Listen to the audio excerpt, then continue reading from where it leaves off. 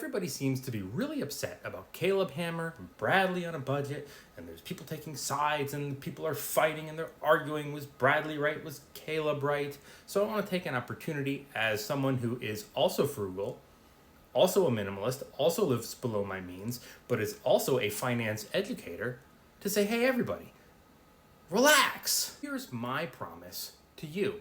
I'm not going to tell you to reuse dental floss, and I'm not going to bully and insult you. That's not what I'm about. Yeah, I'm a minimalist. Yeah, I live very below my means, but I also buy new towels. I don't reuse floss. I go on vacation. We just got back from Amsterdam. See, in my opinion, life is all about balance. I want to enjoy things now, but I also want to know that my future is taken care of. So I cut out all the excess. See, minimalism, to me at least, isn't about forcing yourself to live in poverty or to be miserable, to remove the things from your life that bring you joy. It's about putting an emphasis on the joy and cutting out all the excess. I'm going to tell you very quickly how I got started making finance content education. This all kind of happened by mistake. I didn't want to be a finance content creator. I didn't really know what I wanted to be, except for when I was 18 right here, I wanted to be a professional wrestler, but I fell out of the ring, I broke my back, and that was the end of that. I didn't want to go to college just to go. I didn't want to take on debts or anything like that.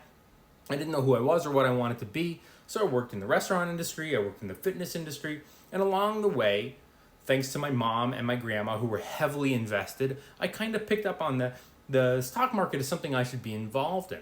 And while I was at the gym, there were some guys who would talk about the stocks they were trading, and it's just like social media now. I thought, oh, if I copy what they're doing, I'll make a lot of money, and then I don't have to make $7 an hour because I'll be rich. But that didn't end up happening. I ended up losing a lot of money. Now, instead of throwing up my hands and saying, well, the markets are rigged and I'll never figure this out, I said, hey, if I can figure this out, maybe I can do this. So I read some books, I studied, took a little bit of time, took a little bit of practice. 15 years later, I've been day trading and swing trading for myself, by myself in my pajamas. But about 6 years ago, my friends all started saying, hey, I want to invest, I want to trade, how do I get started? And I noticed all of their questions were the same. So I got out my phone, I propped it up against some books because they didn't have a tripod back then, and I made a video. One video, put it on YouTube. I thought if anyone ever asks, I'll just send them the link. And I thought, well, that's not fair. There's a video up here with information and education. I'll make it public. But how will I promote it? I got on Instagram. Then after about a year on Instagram, it wasn't going anywhere. Someone told me to get on TikTok, and here we are, almost 500,000 followers later. So I say all of this to say, there's a middle ground here.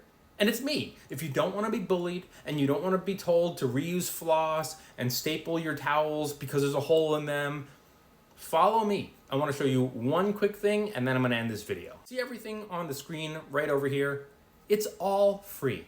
I don't want your money. I want you to invest it. And not only do I not want your money, I don't need your money. So I don't sell a course. Everything that you see here is 100% free. There's not even an email sign up. If you want empowerment rather than humiliation, and you want to tune out the insults and the fighting, this is the place to do it. All right, see you later.